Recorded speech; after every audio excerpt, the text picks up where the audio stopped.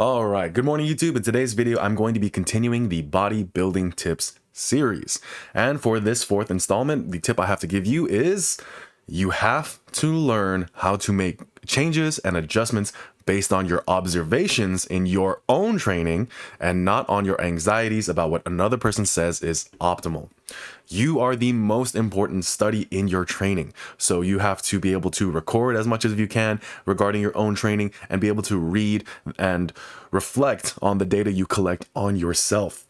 You are putting yourself through the experiment of becoming a bigger, better, stronger lifter. And you have to have as much data as possible in order to make a change. Oftentimes, people get caught up into thinking that they need more knowledge, but they lack self-knowledge. One of my favorite quotes by Bruce Lee is that all knowledge is a form of self-knowledge, but I don't really think that's exactly the case, given how far we have come thinking that we are so enlightened, only to realize we have forgotten the most important thing of knowledge in itself, which is us, the individual. Everything we learn is useless if we can't relate it back to ourselves first and foremost. And I think that to assume that everything we learn we automatically bring back to ourselves is just not true. We've seen it so many times where people are just incredibly smart, but they lack self-awareness. They are not self-reflective in any type of way, but they know a lot of things. We see that all the time. So the idea that all knowledge is self-knowledge is not true. Something you have to recognize is that your job as a natural lifter is that you are, no matter what, supposed to have good form for the purpose of building muscle. And good form can vary. It doesn't mean perfect form in every single rep. It means, does your form actually target the muscle you're trying to build? Are you able to progress in that way, or is it keeping you safe? That's what good form is. So cheat reps can be viable. That's something I want to point out there. You are to be consistent. Are you hitting your workouts when you're supposed to hit them? You are to train close to failure and make objective numerical progress, either in your lifts or in your body measurements. And usually those two will go hand in hand. These are your explicit tasks. These are your responsibilities. You must do these regularly, and you must regularly audit these characteristics of your training. Everything else that we like to debate, everything we like to talk about on YouTube Fitness, all of those other things, exercise selection, sets and reps, splits, they are only as relevant as they relate to those explicit tasks. Now, when it comes to the quality or the label or the characteristic that your training is optimal, I do not think that is by any means necessary for a good training program. If my training works, it is optimal, is a very different mindset from, for my training to work, it must be optimal. Think about the two different types of people that would be produced as a result of that kind of thinking. We like to, forever how long I've been watching YouTube Fitness, like to think of that guy who just goes into the gym and works hard, and all he does is, apply all that effort. And then there's the guy who is a bookworm and he just constantly spins his wheels, right? I think that's missing the problem, in all honesty. I think that those are representations of two different types of mentalities or different types of symptoms, where what really matters is what one person is doing is working, so he has no reason to change it. Whereas another person doesn't really stick with anything long enough for him to, so he is constantly changing it. So when it comes to your training, I want you to really take to heart, if my training works, it is optimal, versus for my training to work, it must be optimal.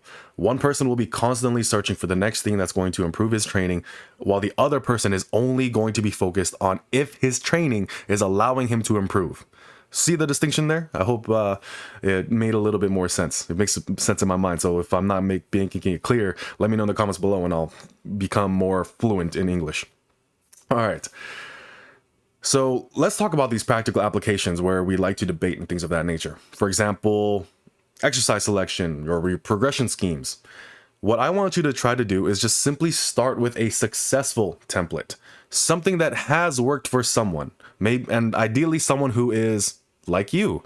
So If it's something, and the reason why I say successful is because I don't want you just to find the science-based approach. Not because it is bad to follow science. Science is incredibly useful. I'm not anti-science, but I just think that science requires such a different amount of education and training to actually be used effectively, and that should be left to professionals. But what should be done for us is just to follow the clues of success. So start with a successful training template and modify it to your own wants and needs. Whatever it is that you want. As a bodybuilder or even as a power builder, your ideal physique is entirely up to you. And this is where you can kind of conduct the needs versus wants analysis, or the wants versus needs analysis, which is where I kind of like to start things from that way. Your goals, your wants, those determine your needs. If you want a big deadlift, you got to get good at hinging, the actual technical skill of hinging.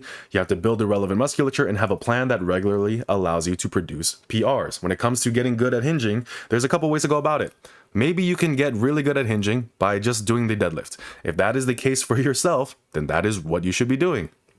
If that starting point is not relevant to you or not effective for you, maybe taking it a couple steps back, maybe starting with a Romanian deadlift or a banded good morning or things of that nature, depending on where your level requires you to be. The motto of this channel is start where you stand. You pick a starting point, and then maybe you find that that starting point is not right for you, and then you try to whittle your way back down to find out where exactly you really are, and then you move on from there. So when it comes to your training, that's very similar to what you have to do, but the thing that allows you to do that is objectively reflecting on yourself and not just looking toward the opinions and the different thought processes of other people. They are only as relevant as they relate to you. If you are routinely getting anxious because your program doesn't have this exercise, or if your program doesn't progress in this very specific way, you are focusing on the wrong things. Stick with the program for 8 to 12 weeks, gather your own data on it, and then you reflect on it. This is where coaching becomes very helpful, because a lot of people stop themselves from getting strong or getting big because they don't stick with anything long enough, and they don't really look into all the things that they're doing, and they can't really pinpoint what isn't working, what is working, and as a result, they don't know what to do. If you are going to be a big lifter, you're going to have to become a smart lifter. You do not need a coach to do that, but a coach teaches you how to do that, or at least they should. If you want to really think about what I'm trying to get across here, or if you are trying to think into yourself, how can I apply this mindset moving forward?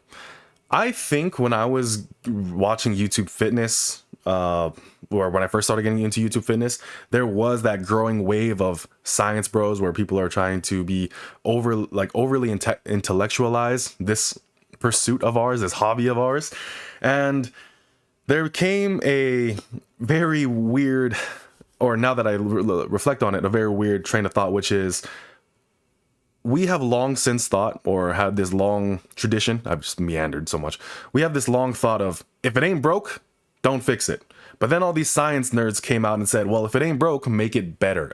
It sounds nice on paper. It sounds really cool. Like, it makes you seem like an intellectual. But in reality, I truly think that when it comes to training, if it ain't broke, don't fix it is an incredibly more productive way of thinking than if it ain't broke, make it better. Reason being is because if you're just constantly adding to something, you're kind of forgetting the function of what that thing is. If you are, to a hammer, everything is a nail, but to the person who doesn't even know what the fuck the hammer is supposed to do, and they just keep adding things to it because they keep thinking, oh, this will make it a better hammer, eventually they're going to forget what the fuck this tool was even for.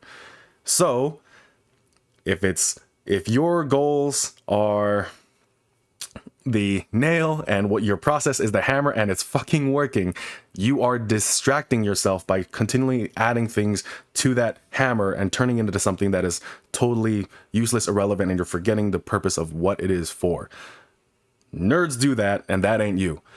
If it works, it's optimal. If it ain't broke, don't fix it. Something I want you to keep in mind is that lifting is a meritocracy and not a bureaucracy. Stop putting these people on pedestals and in positions of power in your own decision making, and let the merits speak for themselves. If your training works, it is right. That is it for this video.